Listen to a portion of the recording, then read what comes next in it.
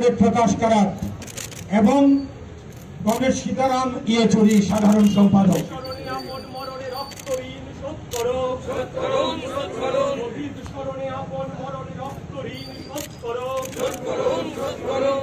এখন শ্রমিকের রক্ত পতাকা লাল সালাম, শ্রমিকের রক্ত পতাকা লাল সালাম। ভারতবর্ষে জনগণতান্ত্রিক বিপ্লব সফল করতে সিপিআইএম লড়ছেই লড়বে।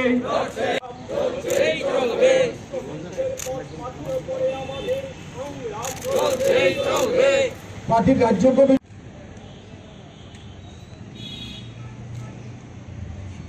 ইনকিলাব জিন্দাবাদ।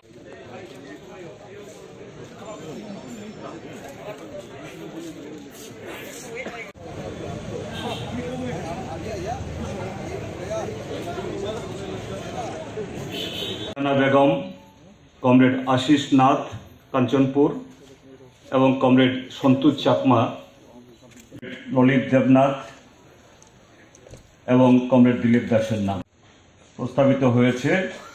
এই দুজন বাদে बाकी 10 जन कॉमरेड नारायण रूप उन्हीं को खोए।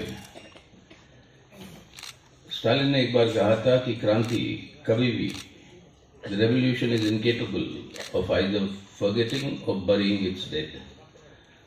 तो सब क्रांतिकारियों को लाल सलाम कहते हुए कॉमरेड नारायण रूपानी को हम लोगों ने सब मिलकर उनको जो है विदा किया है।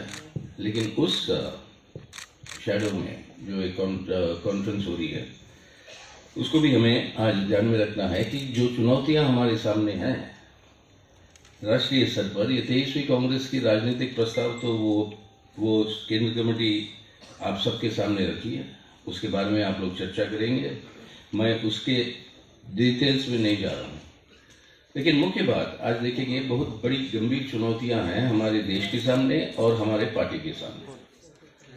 और ये पिछले 22वीं कांग्रेस जो पार्टी की हुई 4 साल पहले, वहां से लेकर आज अगर हम देखेंगे तो आज ये जो दक्षिणपंथी जो रुझाव रहा है राजनीति में मोदी सरकार आने के बाद, ये और मजबूत हुआ है इन 4 सालों में।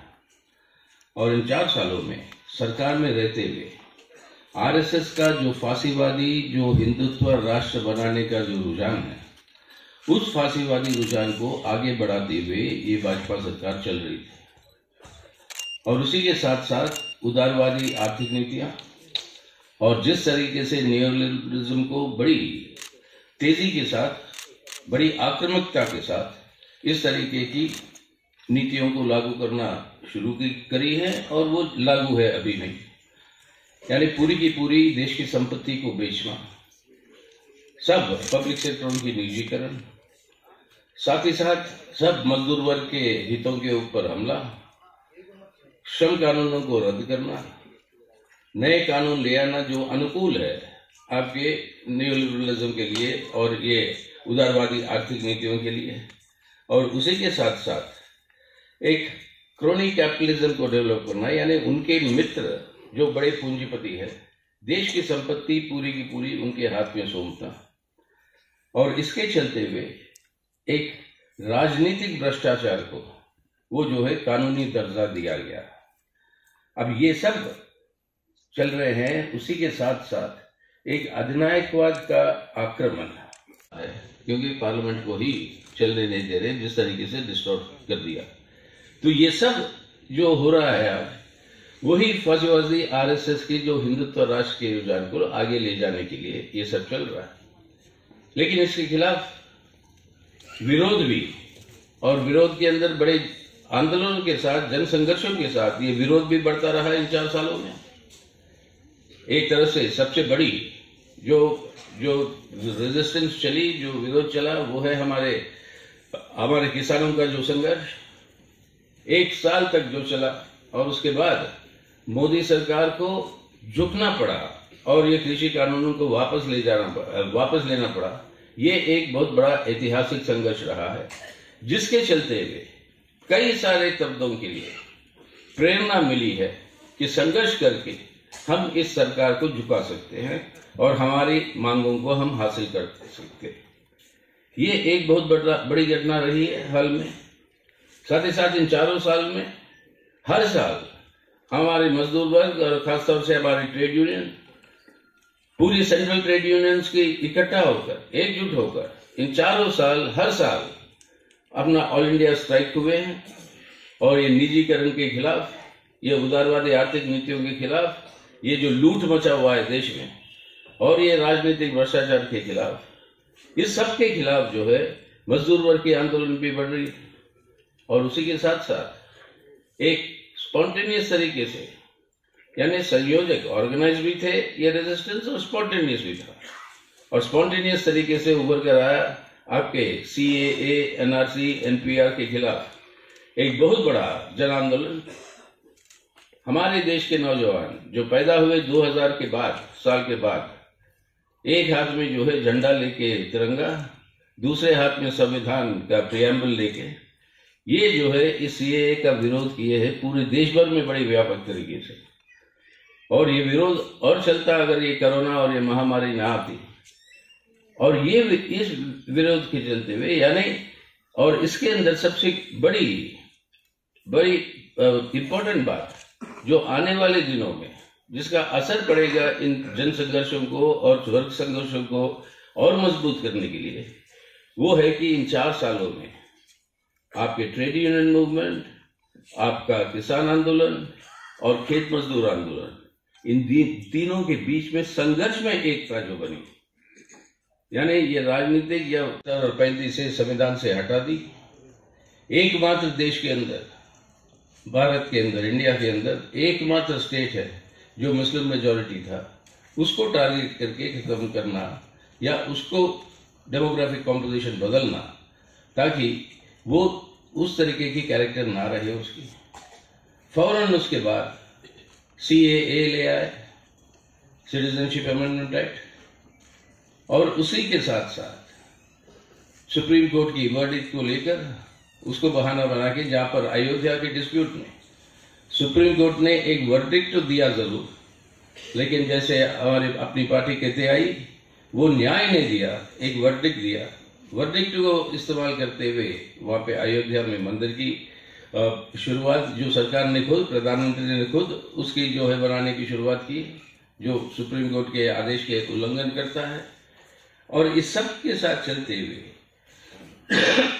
साथ ही साथ चारों जो मुख्य स्तंभ है हमारे संविधान के, एक धर्मनिरपेक्ष जनतंत्र, सेक्युलर डेमोक्रेसी, दूसरा आर्थिक संप्रभुता, इकोनॉमिक सॉवरेनिटी, तीसरा सामाजिक न्याय, सोशल जस्टिस, और चौथा फेडरलिज्म, संघवाद या सेंटर स्टेट रिलेशन। इन चारों मूल स्तंभों के ऊपर आज बहुत निरंतर एक खतरनाक हमला जो है आज चल रहा है, जो शुरू हुआ 2019 के बाद, और वो अभी भी जारी है।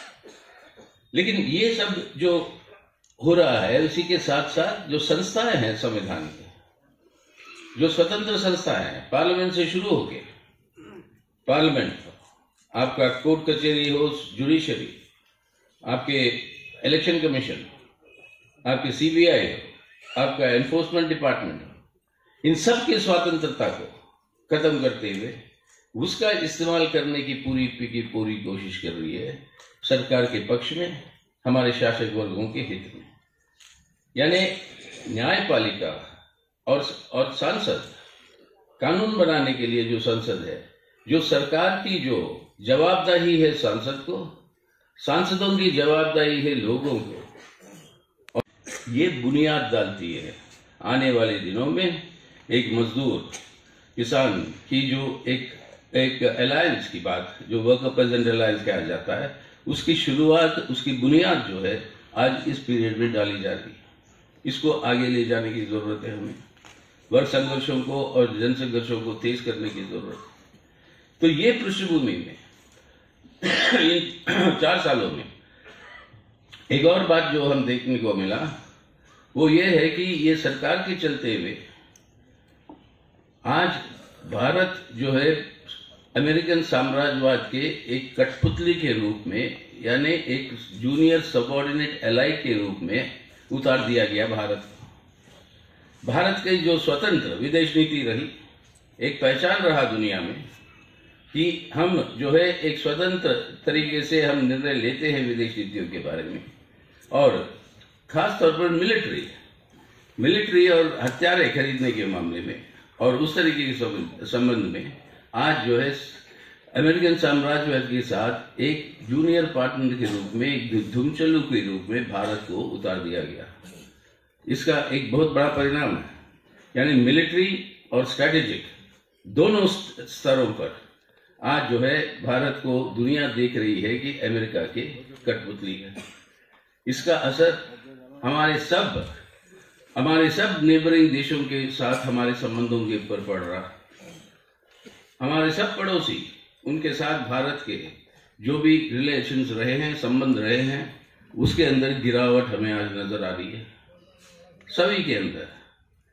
तो ये अपने देश के हित में नहीं है, लेकिन ये दुनिया के अंदर अमेरिकन साम्राज्यवाद के धूमचल्लू के रूप में या कठपुतली के रूप में भारत को जो आज उतारा गया है इन 4 सालों में, जो इस सरकार में ये हो रहा है, दुनिया के अंदर जितने बहुत अहम परिवर्तन हो रहे हैं आपके दुनिया के स्तर पर। जिस तरीके से कोविड महामारी का सामना किया दुनिया ने और भारत ने भी, और ये मोदी सरकार ने भी, आज दुनिया के अंदर कोविड को अगर रोकना था, उसको बढ़ने नहीं देना था, अगर इतनी तेजी के साथ इतने जाने से उनको बचाना था, तो ये जरूरी था कि ये कोविड और कोरोना वायरस के खिलाफ ये जो वैक्सीन है, ये टीका है, वो यूनिवर्सली सबको लगाया जाए ताकि नए नए वेरिएंट और म्यूटेंट पैदा ना हो। लेकिन हमारे विकसित देशों ने जितने भी वैक्सीन बने उनके ऊपर कब्जा करने के लिए, जो उनको जरूरत भी नहीं है, उनकी आबादी के कई गुना ज्यादा वो जो है खरीद कर वो रख लिया अपने पास। जबकि विकसित देशों के अंदर 70-80% से ज्यादा लोगों को टीकाकरण हो गया। कई देशों में तीसरा टीका भी पूरी की पूरी आबादी को लग गई। तो दूसरी ओर अफ्रीका में और पिछड़े हुए देशों में 10% भी टीकाकरण नहीं हुई। और ये टीका को अगर सबको दिया जाता है कि ये नए वेरिएंट ओमाइक्रॉन वगैरह वगैरह उस तरीके से, अब एक और बोल रहे हैं, कुछ और आ रहा है, डेल्टा प्लस। अब ये इस तरीके से बातें नहीं आती। ये फिर पूंजीवादी का चरित्र है कि अपने मुनाफे बनाने के लिए वो जो है आज इस वैक्सीन के ऊपर भी पेटेंट के राइट्स को, रॉयल्टी को हटाने के बाद जो दुनिया मांग रही थी उसको स्वीकार नहीं किया अमेरिकन साम्राज्यवाद, और इसलिए गरीब देश खरीद नहीं पा रहे। अपने देश के अंदर पूरी बहुत संघर्ष के बाद, वो लॉकडाउन के पीरियड के दौरान, उसके बाद जब वैक्सीन आया, सुप्रीम कोर्ट के इंटरवेंशन के चलते हुए ये टीकाकरण को देना पड़ा मोदी सरकार को। और ये टीकाकरण के लिए पूरा का पूरा पैसा इस्तेमाल किया जा रहा है देश का, लोगों का, और बजट में उसके लिए प्रावधान किया गया। लेकिन प्रचार होता है कि ये मेहरबानी है हमारे प्रधानमंत्री मोदी जी का, और इसके चलते हुए आज भी जो लक्ष्य था कि 18 साल के ऊपर सब आबादी को टीकाकरण लगेगी, वो लग नहीं पाई। और जितनी मतलब किस तरीके से हैंडल किया गया कोविड को अपने देश के अंदर, कितने लाखों की तादाद में जाने गई, और आज भी सच को छुपाने की बात, सच नहीं बता रहे कि कितने जाने गई, कितने लोग पीड़ित हुए। और दुनिया के अंदर ये शर्म की बात है, दुनिया के सर्वेस करके वो बताते हैं कि कम से कम मौतें जो हुई है हमारे देश में वो 5 से 7 गुना ज्यादा है जो सरकारी आंकड़ों के। और ये गुजरात में साबित भी हो गया, सरकारी आंकड़ों के कई गुना ज्यादा जो है कॉम्पनसेशन देना पड़ा लोगों को जो वहां पे मर गया। हमारे पास जहाज नहीं है, अब बेचा तो फिर आपने बेचा, लेकिन साथ ही साथ आपने ये भी कहा कि जरूरत पड़ी तो हम किसी भी एयरलाइन से जहाज को हम जो है कमांडर कर सकते। करिए उन लोगों से ये तो राष्ट्रीय हित में है, और फौरन जो है अपने देशों की सुरक्षित तरीके से वहां से वापस ले जाने की काम हमारे भारत सरकार को करना है। लेकिन ये आक्रामकता जो अमेरिकन साम्राज्यवाद की हो रही है, इसके खिलाफ विरोध और इसके खिलाफ रेजिस्टेंस भी बढ़ रहा है। लैटिन अमेरिका में आप देखिए, चिली कई सारे बुजुर्ग यहाँ पे उनको पता भी होगा उस समय हम लोग यहाँ पे सहानुभूति में, सॉलिडारिटी में कितने संघर्ष किए जब अलांदे को इस सरकार को हटा दिया था अमेरिकन साम्राज्यवाद के कू के चलते हुए। 50 साल हो गए। आज 50 साल के बाद एक वामपंथी सरकार को चिली की जनता ने जिताया और उसके अंदर कम्युनिस्ट पार्टी के 3 मुख्य मतलब पोर्टफोलियो में कम्युनिस्ट पार्टी के सदस्य नेता जो है वहां पे मंत्री है। चिली में ये हुआ, ये बहुत बड़ा घटना है लैटिन अमेरिका में, लेकिन उसके साथ साथ पेरू में, उसी के साथ बोलीविया, उसी के साथ होंडुरास और आपके वेनेजुएला में ये टकराव तो और मतलब तेजी के साथ चल रहा है और साम्राज्यवाद और अमेरिका को पीछे पीछे कदम हटाना पड़ रहा है। और क्यूबा आज इस कोविड पैंडेमिक के चलते हुए भी क्यूबा की घेराबंदी को और तेज किया। ना सिर्फ क्यूबा उसके खिलाफ लड़ रही है, 3 वैक्सीन का उन्होंने इन्वेंशन किया और दुनिया में कहते हैं कि 50 से ज्यादा देशों को वो मदद करते आ रही है इस महामारी से निपटने के लिए। सो दुनिया के अंदर ये साम्राज्यवाद और साम्राज्यवादी विरोधी ये जो संघर्ष भी बढ़ रही है, तो वहां पर अपनी पार्टी की दायित्व आज के दिन ये है कि दुनिया के अंदर साम्राज्यवादी विरोधी जो संघर्ष है, जो ताकतें हैं, उन ताकतों को और मजबूत करने के लिए जितना भी हमारी क्षमता है हमें आज लगाने की जरूरत है। इसका मतलब आज के दिन देश के अंदर भी साम्राज्यवादी चेतना जो हमारे लोगों के अंदर है उसे मजबूत करने की जरूरत है। मुख्य रूप से मोदी सरकार की ये विदेश नीति जो साम्राज्यवाद के दुमचलू के रूप में बदल रही है। तो इन हालातों में कॉमरेड आप देख रहे हैं ये जो समस्याएं देश की जनता के सामने है, इनके बारे में कोई चिंता नहीं है आज इस सरकार की। और जितने भी दावा कर रहे हैं आर्थिक स्तर पर सब खोखला सामने आ रहे हैं।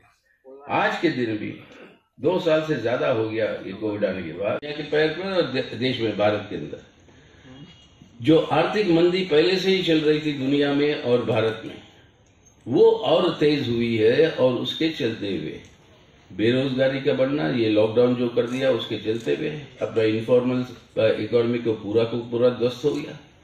लाखों करोड़ों के तादाद में लोग बेरोजगार हुए, गरीबी बढ़ी, भूखमरी बढ़ी आज। और ये अनुमान है 70% लोग जो बहुत ही गरीब स्थाई में पहुंचे हैं दुनिया में, उसके अंदर 60% से 70% अपने भारत की कंट्रीब्यूशन है, भारत से पहुंचे। ये लोगों की हालत के ऊपर ये हमला जो चल रहा है।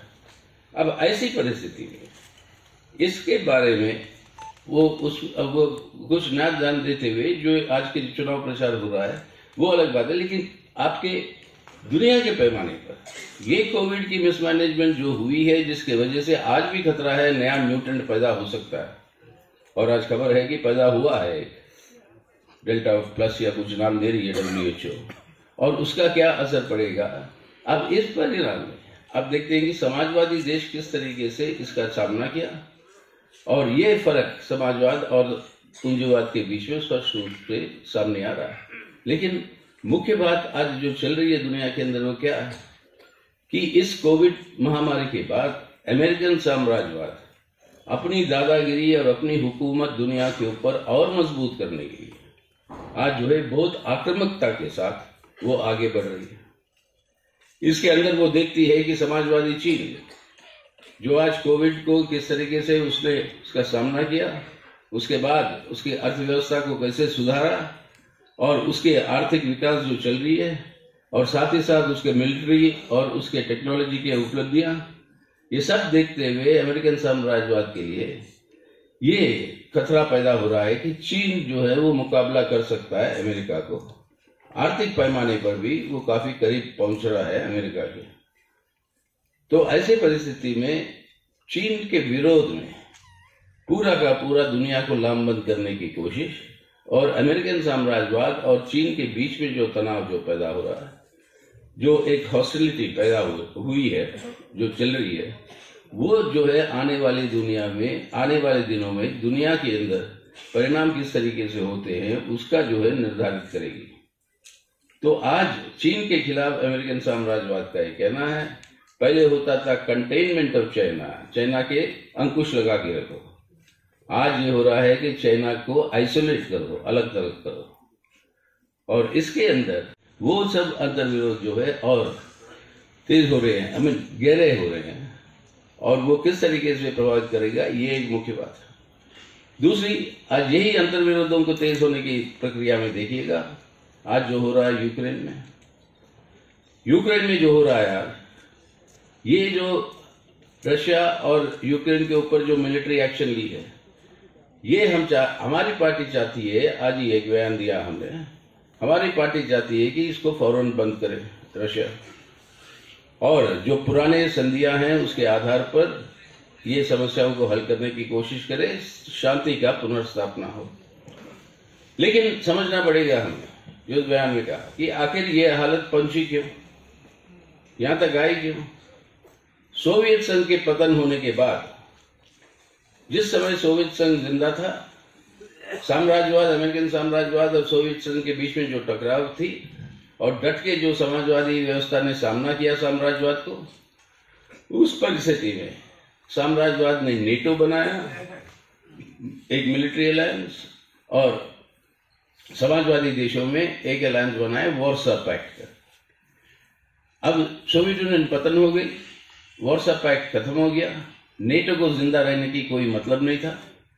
तब अमेरिका ने कहा कि नेटो अब और कुछ करेगी नहीं, लेकिन वो जो है पूर्वी तरफ नेटो जो है एक्सपैंड नहीं करेगा। लेकिन उसके बाद होता क्या, नेटो का इस्तेमाल करके आक्रमण अफगानिस्तान पे, हमला सीरिया पे, पूरे दुनिया के अंदर आपके इराक पे, और इस तरीके से नेटो का इस्तेमाल और उसकी एक्सपेंशन चलती गई, और रशिया के बॉर्डर तक पहुंचे। रशिया के बॉर्डर तक पहुंचने के बाद ये बात हुई थी कि आपने कहा कि नहीं आएंगे, अब यहां तक पहुंच गए। अब जो है उनकी कोशिश रही कि यूक्रेन को भी नेटो में शामिल करें। अगर ये होता तो रशिया के लिए सही ढंग से सिक्योरिटी के लिए खतरे थे। रशिया का कहना है कि तुम्हारे जो एग्रीमेंट है, तुम्हारे जो वादे है कि एक्सपैंड नहीं करोगे, वो लागू करो। तो असली बात में ये रशिया और यूक्रेन के बीच में नहीं है ये झगड़ा है रशिया और अमेरिकन साम्राज्यवाद और नेटो के बीच में। और यूक्रेन जो है वो जगह बन गई जहां पर ये झगड़ा और ये तनाव जो है वो आज अनफॉर्चुनेटली वो एक थिएटर के रूप में हो रहा है। तो अपना क्या कहना है, आज इस आर्म्ड हॉस्टिलिटीज को, इस जंग को बंद करो, शांति का पुनर्स्थापना हो, बातचीत के आधार पर जो पहले हुए हैं संधियां, एग्रीमेंट हैं, उसको लागू करो। और जहां तक भारत का सवाल है, 18,000 से ज्यादा छात्र हैं भारत के यूक्रेन में, 20,000 से ज्यादा हमारे नागरिक हैं। अब उनको ले आना, ये जिम्मेदारी ये मोदी सरकार की है। अपनी जनता की जनवादी क्रांति को आगे ले जाना है तो अपनी पार्टी कार्यक्रम मुख्य रूप से कहता क्या है, सबसे शोषित वर्ग जो है अपने देश में, मजदूर वर्ग के नेतृत्व में, गरीब किसान और खेत मजदूर, इनको जोड़ते हुए उनकी जो संघर्षशील एकता है, वर्गीय एकता, उसके आधार पर अपनी जनता की जनवादी क्रांति यानी पीपुल्स डेमोक्रेटिक रेवोल्यूशन की ओर हमें आगे बढ़ना है। जिस एकता को हम मजबूत करना चाहते हैं, उसी एकता को सांप्रदायिकता तोड़ता है। इस सांप्रदायिक ध्रुवीकरण से और हिंदू मुस्लिम इस तरीके से भेदभाव डालकर उस एकता को तोड़ता है, और जिसके चलते हुए हमारी जनवादी क्रांति की उद्देश्य जो है उसको जो है पीछे हटाने की कोशिश। अब इसलिए ये जरूरी है आज के दिन।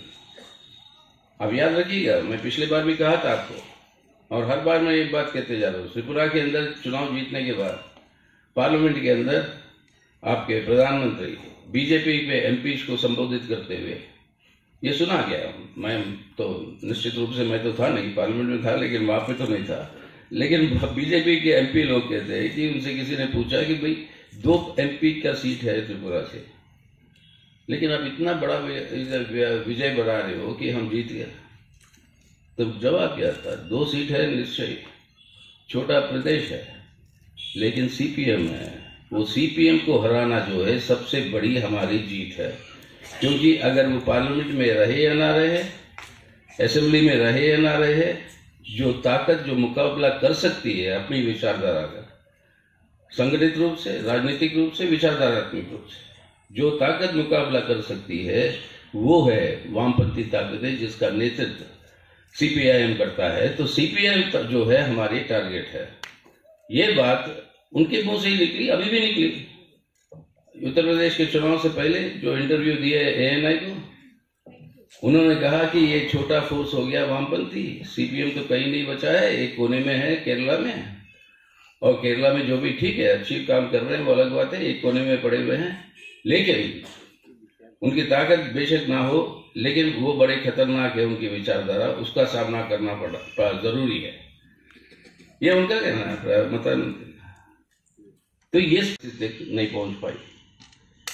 और बेरोजगारी, जैसे मैं कह रहा था, सब जनता के ऊपर ये आर्थिक बोझ ये बढ़ते जा रहे हैं, और साथ ही साथ सामाजिक जो तनाव और ध्रुवीकरण जो किया जा रहा है, हर बीजेपी के राज्य में नए कानून बना रहे हैं, कभी लव जिहाद के नाम पे, कभी गाय की सुरक्षा के नाम पे, और ये कानूनों को लेकर आपके मुस्लिम समुदाय के खिलाफ, माइनॉरिटीज के खिलाफ एक बहुत बड़ा नफरत और हिंसा की वातावरण पैदा कर रहे हैं। वो ही एकमात्र हथियार उनके पास बचा है, क्योंकि जन समर्थन आर्थिक सवालों पे या उनकी समस्याओं को हल करने पे, रोजगार की बात हो या भूखमरी की बात हो, उसके ऊपर जन समर्थन मिल नहीं रही।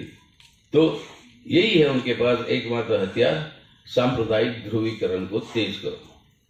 इसलिए आज क्या देख रहे हो आप, ये यूपी के चुनाव और बाकी चुनाव में प्रधानमंत्री के मुंह से एक बार भी बात नहीं निकली रोजगार की, अपने युवाओं की भविष्य की, भूखमरी की, गरीबी की। लेकिन प्रचार क्या होता है यूपी के मुख्यमंत्री के तो 80 और 20% के बीच में, इशारा साफ है, कब्रिस्तान और शमशान घाट के बीच में।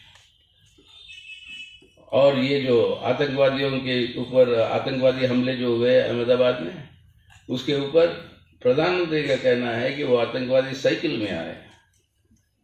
अब साइकिल क्यों? क्योंकि वो समाजवादी पार्टी और अखिलेश यादव का सिंबल है। अब ये यहां तक गिरावट है। उसे लोगों ने दिखाया पोस्टर निकाल के, साइकिल के ऊपर इसरो के रॉकेट लेके साइकिल पे जा रहे थे, यानी अपने स्पेस के अंदर लॉन्च करने के लिए साइकिल माध्यम था।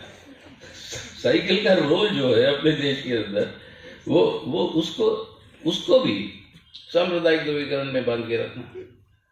यानी आज इस फासीवादी आरएसएस के हिंदुत्व एजेंडा को तेजी के साथ लागू करना है, तो भारत की चरित्र को ही बदलना है।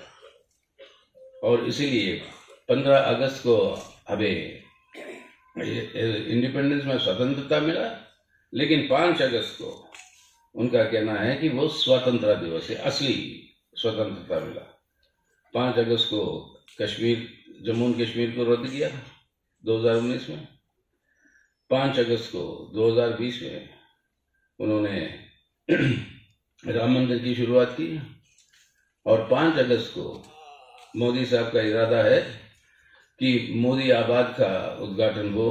ये सेंट्रल विस्टा जो बन रहा है दिल्ली में, उनके नाम पर एक शहर, मतलब जो बना रहे हैं सेंट्रल विस्टा, मोदी नगर कहिए, मोदी आबाद कहिए, जो भी है, नया पार्लियामेंट का जो बिल्डिंग बना के उसका उद्घाटन था।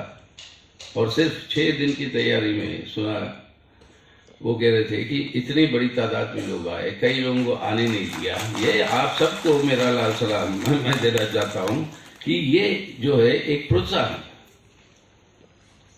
ना सिर्फ आपके त्रिपुरा के लिए, ये प्रोत्साहन है पूरे देश में सीपीआईएम के लिए, कि कितनी भी हमारे ऊपर हमले, ये पहले भी देख चुके हैं, ये हुआ हमारे जो स्ट्रांग होल्ड्स में। आज भी आरएसएस के लोग हमारे कॉमरेडों को मारते हैं। केरल में जहां अपनी सरकार है, खून करते हैं।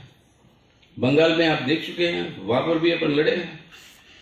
287 आज तक आंकड़े हैं जो अपने कॉमरेड शहीद हुए बंगाल में। 22 आपके यहाँ पर हुए, पिछले कॉन्फ्रेंस से 17 कॉमरेड अपने जो है शहीद हुए। वो लड़ रहे हैं, हम लड़ेंगे। ये जो प्रोत्साहन है इसको और मजबूत करेंगे। संगठनात्मक रूप से जो भी कर्तव्य कार्यक्रम आप जो लेंगे आपके ये 2 दिन की चर्चा के बाद, और मजबूती के साथ लोगों को ये हिम्मत दिलाते हुए कि हम हैं, हम लड़ेंगे त्रिपुरा के हित में, त्रिपुरा के लोगों के हित में, और उसके चलते हुए इस सरकार को हटाएंगे और फिर वामपंथी सरकार ले आएंगे त्रिपुरा में। वो चेतना और वो बात जो है लोगों के बीच में और मजबूती के साथ आप अपने चर्चा के बाद ये ले जाएंगे। ये मेरा विश्वास है, ये मेरी उम्मीद है। और इसके चलते हुए आपके इस 22वीं सम्मेलन की औपचारिक तौर से उसका उद्घाटन करते हुए आने वाले 2 दिन में आप अपना काम पूरा सही ढंग से करेंगे। इस विश्वास के साथ आप सबको मेरी क्रांतिकारी लाल सलामी फिर से देते हुए मैं मेरी बात खत्म करता हूँ। इंकलाब जिंदाबाद। एक्सलेट करना कैसे होगा? सबसे पहले इसके लिए जरूरत है कि हम अपनी ताकत को मजबूत करें। बिना हम मजबूत हुए ये काम आगे नहीं बढ़ा सकते। और अपनी ताकत को मजबूत करते हुए वामपंथी एकता को मजबूत करें। तीसरी उनके आधार पर वामपंथी जनवादी ताकतों को लामबंद करते हुए एक वैकल्पिक प्रोग्राम के आधार पर लोगों को लामबंद करें कि ये है विकल्प, ये है वैकल्पिक नीतियां हर क्षेत्र में जो भाजपा जो कर रही है, आर्थिक, सामाजिक, आज संवैधानिक, हर क्षेत्र के अंदर वैकल्पिक नीतियां जो है वो एक वामपंथी जनवादी कार्यक्रम के आधार पर लोगों के बीच में जाकर उनकी चेतना को मजबूत करना, और उसके आधार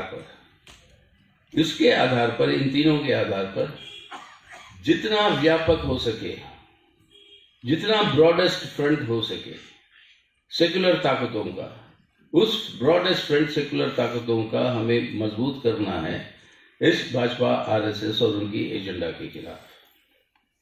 ये 4 मुख्य पहलू, अपनी अंदरूनी ताकत, स्वतंत्र ताकत, वामपंथी एकता, वामपंथी जनवादी ताकतों को एकजुट करके एक वैकल्पिक कार्यक्रम, उसके चलते हुए व्यापक जितना ब्रॉडेस्ट फ्रंट होगा सेक्युलर ताकतों की, ये हिंदुत्व एजेंडा और भाजपा आरएसएस के खिलाफ उसको मजबूत करना, और इसके आधार पर चुनाव में उसको हराना, और अपनी मजबूती के साथ जो काम करते हुए वैकल्पिक प्रोग्राम देते हुए उसको आइसोलेट करना है। तो ये है रास्ता जो हमारे पार्टी के सामने है आज, जिसको आपको इन कठिन परिस्थितियों में त्रिपुरा में लागू करनी होगी। आने वाले दिनों में बहुत कुछ पार्टी ने झेला, और कल हमने आपके वो रैली में भी कहा ये बात, क्योंकि मैं भी अवाक हो गया और बहुत ही प्रोत्साहन मुझे खुद स्वयं तरीके से मिली, क्योंकि कई सारे रैली हमने इसी मैदान में पहले भी आ चुके हैं। लेकिन आज के माहौल में जब अपने कॉमरेड बता रहे थे, ये इसके चलते हुए भी निशाना जो हमें बनाएंगे वो इसलिए क्योंकि वो पहचानते हैं हम ही हैं उनको जो रोक सकते हैं, इसलिए हमारा मुख्य लक्ष्य जो वो पहचानते हैं हमारे वर्ग दुश्मन जो, और अपने कॉमरेडों को और लोगों को पहचानने में हमें जो है उसको और काम करना पड़े। यही है ताकत जो कर सकती है, और वो हो रहा है। कांग्रेस में देख लो, हर दूसरे दिन कोई ना कोई नेता चले जाता है, मतलब आया राम गया राम, कोई विचारधारा नहीं, कुछ नहीं। अब कौन किधर गया ये भी समझना मुश्किल है। मतलब जो पार्लियामेंट में रहे हैं हम लोग सब, तो सीटों के हिसाब से पता चलता है कौन कहाँ बैठा है। अब जो सब कांग्रेस की तरफ बैठे हैं वो सब आज इस तरफ बैठे हैं, मतलब बीजेपी की तरफ, तो लड़ने वाले अपन। तो आज मुख्य लक्ष्य है कि बीजेपी और आरएसएस और इस विचारधारा को आइसोलेट करना है, उसको हराना है। आइसोलेट करने का मतलब सिर्फ चुनावी तरीके से आइसोलेट नहीं होगा। आइसोलेट करने का मतलब उसकी विचारधारात्मक, उसके राजनीतिक, उसकी संगठनात्मक, उस सब पहलू में, और खास तौर पर सांस्कृतिक, और जिस तरीके से लोगों की चेतना बदलना चाहते हैं। अब ये हिंदू मुस्लिम का जहर जिस तरीके से भर दिया सबके दिमागों में, एक किस्म की हिंदुत्व क्यों हिंदू की बात जो निकल कर आती है, वो जहर जो बढ़ दिया वो उसके चलते हुए अपने शिक्षा के क्षेत्र में एजुकेशन पॉलिसी को जिस तरीके से बदल रहे हैं, वो सब यही चाहते हैं कि आपके जो लोगों के अंदर रैशनैलिटी ना बचे, यानी आप वैज्ञानिक तौर पर सोचना बंद करो, आप जज्बात के आधार पर आप तय करो क्या करेंगे, आपको रीजन के आधार पर आप किसी की विश्लेषण मत करो, आप अपने आस्था के आधार पर आप जो है उसको मान लो। इसलिए आस्था की बात आ जाती है, परंपरा की बात आ जाती है, और वैज्ञानिक तौर पर शिक्षा जो है उसको रद्द किया जाता है। तो आज ये पूरे बड़ी चुनौतियां हैं, हमें सामने करना पड़ेगा। और ये त्रिपुरा के अंदर आपको इस सरकार को झेलते हुए बीजेपी के जो बहुत बड़ी लड़ाइयां की, बहुत बड़ी आप लोगों ने जो अपनी पार्टी ने यहाँ पर जो त्याग दिया, सैक्रिफाइस दिया, अपने शहीद जो हुए, ये संघर्ष अपना चलता रहेगा बहादुरी के साथ। ये प्रेरणा है पूरे देश के लिए, आप जिस तरीके से लड़ रहे हैं, लेकिन उसी के साथ साथ ये विचारधारात्मक, सांस्कृतिक, संगठनात्मक और ये राजनीति, हमें जो है उनके मुकाबला को और तेज करना है, और जब चुनाव के समय में आएगा उनको हराना। এর বিরুদ্ধে আমাদের লড়াই চলছে এবং কিছুক্ষণ আগে আপনারা দেখছিলেন যে আমরা বেশ কিছু কমরেডকে হারিয়েছি এবং এই পরিস্থিতির মধ্যে দাঁড়িয়ে আক্রান্ত হচ্ছেন, রক্তাক্ত হচ্ছেন, বাড়িঘর ছাড়া হচ্ছেন, ভিটেমাটি ছাড়া হচ্ছেন, কাজ হারাচ্ছেন। মানুষের যখন সহ্যের সীমার বাইরে যায় আর আক্রমণকারী সংখ্যা সীমাবদ্ধ, যারা আক্রান্ত মানুষ তাদের সংখ্যা অনেক বেশি, স্বাভাবিক কারণেই আক্রমণকারীদের আক্রমণ ততক্ষণ পর্যন্ত চালিয়ে যেতে পারেন যতক্ষণ পর্যন্ত আক্রান্ত মানুষ এটার কাছে চুপ করে থাকেন বা কোনো প্রতিবাদ করেন না। যদি আক্রান্ত মানুষগুলোর কাছে আমরা পৌঁছতে পারি, তাদেরকে সংগঠিত করতে পারি, তাদেরকে ঐক্যবদ্ধ করতে পারি, যে কোনো অবস্থাকে মোকাবেলা করা সক্ষম। আমরা অতীতেও এই জাতীয় পরিস্থিতি মোকাবেলা করে, এই শত্রু মোকাবেলা করে আমরা আমাদের লড়াই এবং সংগ্রামকে সামনের দিকে এগিয়ে নিয়ে গেছি। আমাদের প্রত্যাশা 22তম সম্মেলনের পর এবং এই সময়ের মধ্যেও অনেককে আমরা হারিয়েছি, অনেক ক্ষতিগ্রস্ত হয়েও আমাদের লড়াই তীব্রতা বেড়েছে, সংগ্রামের তীব্রতা বেড়েছে। যারা একটা অংশ বিভ্রান্তির শিকার হয়েছেন তারা এখন বুঝতে পারছেন যে কোথাও একটা ভুল হয়ে গেছে। এবং এই রাজ্য আপনারা লক্ষ্য করেছেন, এই আক্রমণের মুখে দাঁড়িয়েও মানুষ রাস্তায় নামছেন, আক্রান্ত হচ্ছেন, কিন্তু লড়াই চালিয়ে যাচ্ছেন, আত্মসমর্পণ করছেন না। আমরা আমাদের এই সম্মেলন থেকে এই প্রত্যাশা নিয়ে যাব, আমরা আগামী দিন আমাদের লড়াইকে আরো বেশি শক্তিশালী করব, আমরা আমাদের সংগ্রামকে আরো বেশি শক্তিশালী করব। কারণ একমাত্র মানুষকে সঠিক যে অবস্থা চলছে এই অবস্থা থেকে বের করে নিয়ে আসতে পারেন কমিউনিস্টরা। তারাই বিকল্প, তারাই ভবিষ্যৎ। এবং এখানে দেখবেন এই যে আছে সমাজতন্ত্রই শেষ কথা, এর কোনো বিকল্প বের হয়নি। স্বাভাবিক কারণে যে লক্ষ্য এবং উদ্দেশ্য রেখে সামনে রেখে আমরা কমিউনিস্ট পার্টি করছি, আমরা জানি শেষ কথা বলবে এবং একমাত্র মানুষকে মুক্তির পথ দেখাতে পারে, মুক্তি দিতে পারে, এই শোষণ, বঞ্চনা, লাঞ্ছনার অবসান করতে পারে কমিউনিস্টরা। এবং এই আদর্শটাকে সামনে রেখে, এই কর্মসূচিটাকে সামনে রেখে আমরা এগিয়ে যাচ্ছি। এই সম্মেলনকে উপলক্ষ করে যারা এই অবস্থার মধ্যে আমাদেরকে সাহায্যের হাত বাড়িয়ে দিয়েছেন এবং বিশেষ করে আর্থিকভাবে সাহায্য করেছেন, বিভিন্নভাবে সাহায্য করেছেন সম্মেলন করার জন্য। কারণ এখানে যে সরকারটা আছে, উপস্থিত প্রতিনিধি কংগ্রেসগণ এবং সংগ্রামী বন্ধুরা, এই সম্মেলন আমরা এমন একটা পরিস্থিতিতে হচ্ছে, জানেন যে কোভিড জনিত পরিস্থিতির কারণে আমাদের সাংগঠনিক যে প্রক্রিয়া, নিচু স্তর থেকে সম্মেলন করতে গিয়ে খুব অসুবিধার মধ্যেই কমরেডরা সম্মেলনগুলো করেছেন। রাজ্য সম্মেলনে আমরা মিলিত হয়েছি যখন গোটা দেশে আমাদের পার্টির উপর সবচেয়ে বেশি আক্রমণ সংগঠিত হয়েছে। কারণ ফেসিবাদী শক্তি খুব ভালো করেই জানে তাদেরকে মোকাবেলা করার জন্য আদর্শগতভাবে, মতাদর্শগতভাবে, সাংগঠনিকভাবে যতটুকু তাদের শক্তি আছে একমাত্র পারে কমিউনিস্টরা। স্বাভাবিক কারণেই তাদের সবচেয়ে বড় চক্ষুশূল হল কমিউনিস্টরা। এবং এই কারণেই গোটা দেশে যেমন আমাদের যারা লড়াইয়ের ময়দানে আছেন, সংগ্রামের ময়দানে আছেন, আক্রান্ত, সে আক্রমণের মুখে দাঁড়িয়েও এই শক্তিকে, সাম্প্রদায়িক শক্তি, স্বৈরাচারী শক্তি, যারা দেশের শাসন ব্যবস্থা থেকে দেশটাকে লুটপাট করছেন, দেশের সমস্ত ঐতিহ্যকে ধ্বংস করে দিচ্ছেন, সংবিধান আক্রান্ত, আইনি ব্যবস্থা আক্রান্ত, সমস্ত শ্রেণী, সমস্ত অংশের মানুষ আক্রান্ত, দারিদ্রতা বাড়ছে, অনাহার মৃত্যু বাড়ছে, দেশটাকে বিক্রি করে দিচ্ছেন। এই পরিস্থিতির মধ্যে দাঁড়িয়ে আমাদের যতটুকু শক্তি আছে, আমাদের গণসংগঠনগুলোকে সঙ্গে নিয়ে এবং যারা এটার বিরুদ্ধে, এই আক্রমণের বিরুদ্ধে অন্যান্য যে গণতান্ত্রিক শক্তি আছে, এই শক্তিকে ঐক্যবদ্ধ করে দেশব্যাপী লড়াই চলছে। আমাদের রাজ্য আমরা লড়াই চালিয়ে যাচ্ছি।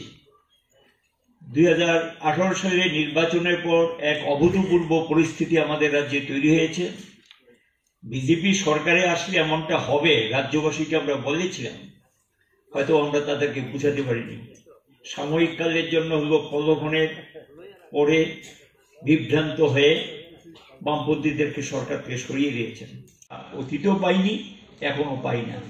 এবং কালকে তো আশ্চর্য হয়ে যাবেন শুনলে, আসতে হবে মাঠে জনসভা, মাঠের পারমিশন নেওয়া আছে, কিন্তু আকাশবাণীর সামনে যে দুটো গেট, লোকজন ঢুকে গেছে মাঠে, দুটো গেট তালা দিয়ে রেখেছেন। কি ব্যাপার? পারমিশনের কাগজ তো যার কাছে, যিনি তালার চাবি খুলবেন, তিনি নাকি পায়নি চাবি। ভাবতে পারেন? শেষে আমাদের ব্যবস্থা নিতে হয়েছে। এবং এই হলো গিয়ে অবস্থা, কতটুকু খারাপ হলে এটা করতে পারে। এত কিছুর মধ্যে দাঁড়িয়েও এটা পরিষ্কার যে মানুষ আমাদের সঙ্গে আছে, এবং অনেক কিছুর মধ্যে দাঁড়িয়েও মানুষ এটাকে রুখে দিয়েছেন। কালকে প্রকাশ্য সমাবেশের মধ্য দিয়ে আমাদের কমিউনিস্টদের শক্তি এবং আত্মবিশ্বাসকে বাড়াতে পারে একমাত্র মানুষ। সে মানুষের উপস্থিতি আমরা যারা লড়াইয়ের ময়দানে আছি, আমাদের আত্মবিশ্বাস বাড়িয়ে দিয়েছে। আমরা সামনের দিকে এগিয়ে যেতে পারবো। এবং এই সম্মেলনকে সফল করে তোলার জন্য যারা সহযোগিতার হাত বাড়িয়ে দিয়েছেন, আমি তাদেরকে আবারও প্রস্তুতি কমিটির পক্ষ থেকে অভিনন্দন জানাচ্ছি।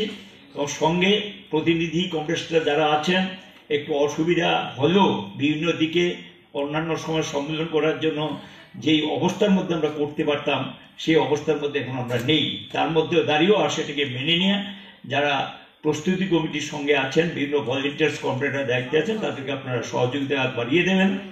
আবারও আমি রাজ্যবাসীর কাছে কৃতজ্ঞতা প্রকাশ করছি আমাদের সম্মেলনকে এবং প্রকাশ্য সমাবেশকে সফল করে তোলার জন্য জীবন বাজি রেখে যেভাবে এগিয়ে এসছেন, তাদের কাছে প্রস্তুতি কমিটির পক্ষ থেকে কৃতজ্ঞতা প্রকাশ করে এবং আমাদের অতিথিদের কাছে কৃতজ্ঞতা প্রকাশ করে আমার বক্তব্য শেষ করছি। Subscribe to Tripura Info and press the bell icon so that you never miss any latest updates and news on Tripura.